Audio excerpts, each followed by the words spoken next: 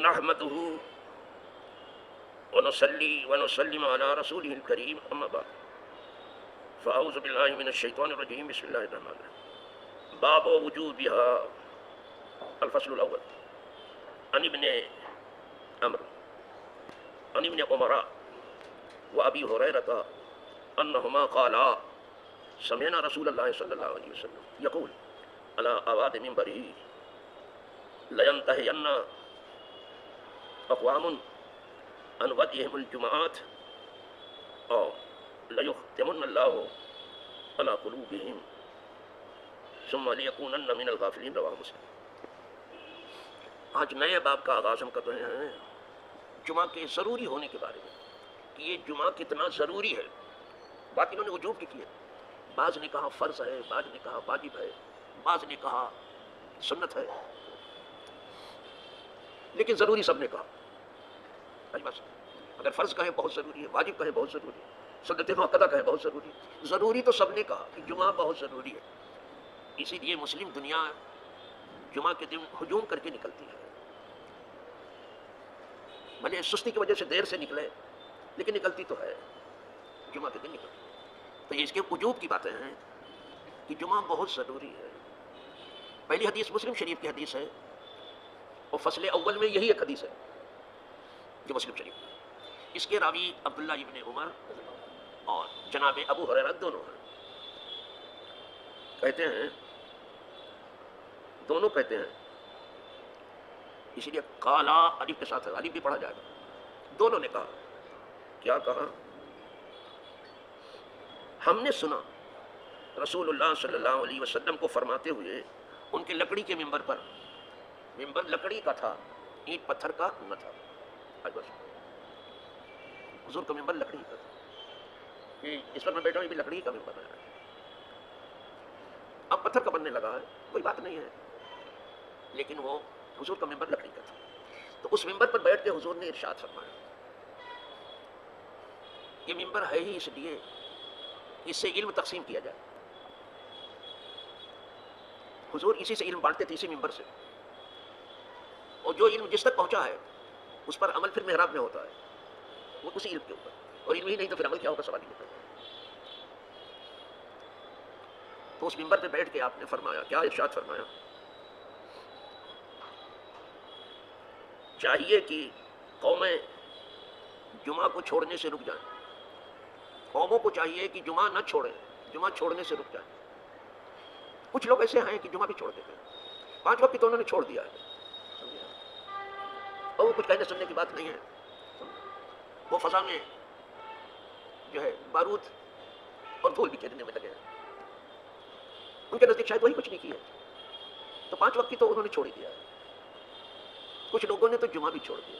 اس سے حضور منع فرما رہے ہیں کہ قوموں کو چاہیے، چاہے وہ عربی ہوں چاہے وہ عجمی ہوں، اقوام عالم کو چاہیے کہ جمعہ چھوڑنے سے رک جائیں، اور ضرور رک جائیں، لام تاکید کریں، جمعہ نہ چھوڑیں. اب یہیں سے اس کی ضرورت ثابت ہو رہی ہے.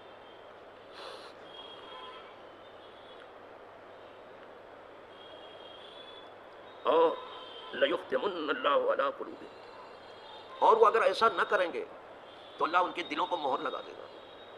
اگر یوں ہی جمعہ بھی وہ چھوڑتے رہے، ختم کہتے ہیں مہر کو، اللہ ان کے دلوں کو مہر لگا دے گا.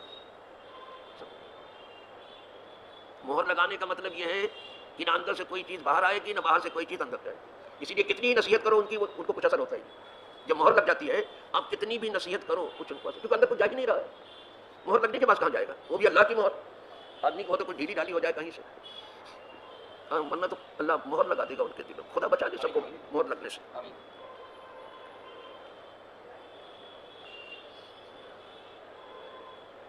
اب پھر فرما رہے ہیں کہ اگر مہر لگا دے گا تو کیا ہوگا؟ ثم لیکونن من الغافلین. جب مہر لگ جائے گی تو ان لوگوں کو شمار بندگان غفلت میں ہوگا، بندگان بیدار میں نہیں ہے. اب یہ زندہ دل نہیں کہلائیں گے، اب یہ لوگ زندہ دل نہیں کہلائیں گے. ان کو بندگان غافل میں لکھ دیا جائے گا. یہ لوگ بے پرواہ ہیں اللہ سے، کچھ آدمی سے نہیں ہے، اللہ سے، اس کے رسول سے بے پرواہ ہیں. ان کو کوئی پرواہ نہیں، ان کو غافلین میں لکھ دیا جائے گا.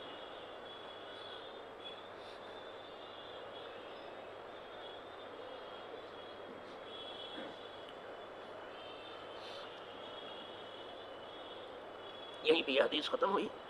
اگر یہ بندگان غفلت میں آ گئے تو جلدی سے ان پر کوئی نصیحت کا اثر نہیں ہوگا، بلکہ الٹا اثر لیں گے.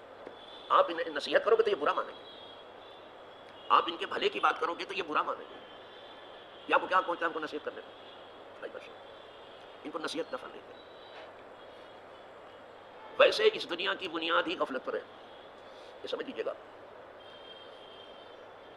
یہ انسان جانے کتنے مردوں کو دفنا چکا ہے، کتنوں کو دفنا چکا ہے، لیکن اسے اپنا دفن ہونا یاد نہیں آتا، بالکل نہیں یاد آتا. آپ چلے جائیے قبرستان، 4 قبریں تو ہر وقت تیار رہتی ہیں اور مردے آتے ہیں دفن ہوتے ہیں، لیکن اسے نہیں یاد آتا کہ ہم کو بھی ایک دن آ کے یہیں لیٹ جانا ہے، بالکل نہیں یاد آتا. آپ کہیں گے کیسے آپ کہہ رہے ہیں کہ اس کو نہیں یاد آتا؟ میں اس لیے کہہ رہا ہوں کلام پاک میں لقد كنت في غفلة من هذا، تو اپنی موت سے بالکل بے خبر تھا، تجھے یاد نہیں تھا کہ تجھے مرنا ہے. اگر مرنا ہوتا، یاد ہوتا تو کبھی بھی وہ نہ کرتا جو کرتا تھا تو، وہ کام تو نہیں کرتا. حکم تو یہ تھا کہ کثرت سے موت کو یاد کرو، لیکن قلت کے ساتھ بھی نہیں یاد کر رہے ہیں، بس کثرت سے. اب میں کیا بتاؤں، جب موت پیدا کی گئی تھی تو فرشتوں نے عرض کیا تھا بارگاہ الہی کہ خدا بندہ اس انسان کو چین دنیا میں کیسے ملے گا جبکہ اس کے پیچھے موت لگی ہے. جب یہ اپنی موت کو سوچے گا تو دنیا کی ساری لذت جو ہے وہ ہچ ہو جائے گی اور اس کا عیش کرکرا ہو جائے گا. جیسے موت یاد آئی، موت تو لذت کو توڑنے والی ہے، موت کے پہلے ہی جھٹکے میں ساری لذت ہمیشہ کی ختم ہو جائے گی. تو کہا اس بندے کو چین کیسے ملے گا دنیا میں؟ تو قدرت نے فرمایا کہ میں تمنائیں پیدا کروں گا. بس آدمی ان تمناؤں میں الجھا رہے. کسی کو کسی کہنے والے نے کہا اور اچھا ہی کہا، وہ کہتا ہے تمناؤں میں الجھایا گیا ہوں اور کھلونے دے کے پہلایا گیا ہوں. بچہ جب روتا ہے تو آپ کیا کرتے ہو؟ اس کے ہاتھ میں جھنجھنا دے دیتے، کھلونا دے دیتے، یہی کرتے ہو. بندوں کو بھی تمنا میں، تمنا کی کس چیز کی؟ زیادہ مالدار ہونے کی، زیادہ صاحب اولاد ہونے کی، یہ 2 بڑی تمنا. اب تو اولاد سے بھی تنگ ہو گئے تو ہم تو ہمارے تو چل رہا ہے باقاعدہ، لیکن مال سے نہیں ہوتا ہے. مال کی بھوک ویسے ہی ہے بلکہ کچھ زیادہ ہی ہے، ایام جاہلیت سے بھی زیادہ ہو گئی. یہ سمجھ لیجیے گا، آج مال کی بھوک لوگوں کو ایام جاہلیت سے کچھ زیادہ ہی ہو گئی. اسی میں الجھا رہے گا تمنا. آج لکھ پتی ہوا، کل کروڑ پتی ہوا، پھر اربوں پتی ہوا، خربوں پتی ہوا، ملینر بلینر سب ہوتا رہے گا. بس اسی تمنا میں رہے گا. اسی لیے کلام پاک میں جگہ جگہ آیا ہے جیتے جی جو کچھ بنتا ہے کر لو، موت دیکھ کر کے کچھ کرنے کی کوشش مت کرنا. جب موت نے تمہاری حلق میں ہاتھ ڈال دیا اب کچھ کرنے کی کوشش مت کرو. آیا کلام پاک، اب کچھ نہیں چلے گا. جیتے جی کچھ کر لو جو کچھ تم سے ہوتا ہے. کوئی ایسا کام کر لو جس سے اللہ راضی ہو جائے، اللہ کا رسول راضی ہو جائے، سمجھ میں، اور تمہارا جو ہے آخرت میں بھلا ہو جائے. کوئی کام کر لو، بلکہ موت کو دیکھ کے کہے لولا اخرتنی الی اجل قریب، اے مولا یہ موت کو تھوڑا سا اور مؤخر کر دیا ہوتا تاکہ میں کچھ صدقہ ہوتا زوردار کرتا. کہا بس اب جانے دیجیے، بہت کیا ہے اپنے صدقہ، جانے دیجیے، اب کچھ نہیں ہوگا. کہے گا کہ بہت صدقہ کا نکالتا ہوں، نیکوں میں ہو جاؤں، اتنا نکالوں. کہا بس جانے دیجیے، اب نہیں، جو کچھ تم کو کرنا تھا. اتنی مہلت دیا تھا تم کو، تم نے کیا کیا؟ کچھ نہیں کیا، کچھ نہیں کیا.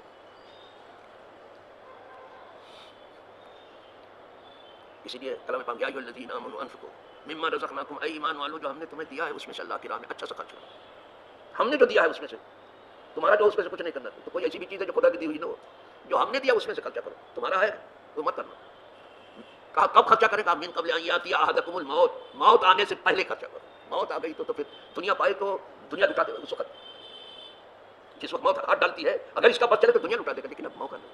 من قبل ان یاتی احدکم الموت فیقول رب لولا اخرتنی الی اجل فاصدق واکن من الصالحین. خوب زوردار صدقہ کرتا اور نیکوں میں سے ہوگا. ابھی جو ہے 100 200 500 نہیں نکل رہا تھا، اب زوردار کیا صدقہ کرو گے تم؟ ہو گیا بچہ. کہتا کہ جانتا تھا کہ اگر اچھے سے نکالیں گے تو نیکوں میں آ جائے گا نام، نہیں نکالا اس نے. کہہ دیا وَلَن يُؤَخِّرَ اللَّهُ نَفْسًا إِذَا جَاءَ أَجَلُهَا. ایک بار موت آ گئی تو اب موت مؤخر نہیں ہوگی. جب آ گئی تو نہیں. واللہ خبیر بما، اللہ کو خبر ہے جو تم کر رہے ہو، ہم پہ خبر نہیں ہے. تو یہی کہا فرشتوں سے کہ میں تمنا پیدا کروں گا، بس اسی میں الجھا رہے گا. یہ آج بس تمناؤں میں الجھا رہے گا. ہاں جو میرے خاص بندے ہیں، بندگان خاص ہیں، ان کا حال چکا ہے. وہ کوئی وقت ایسا نہیں ہے جو موت کو سامنے نہ دیکھے، کبھی بھی آ سکتی ہے.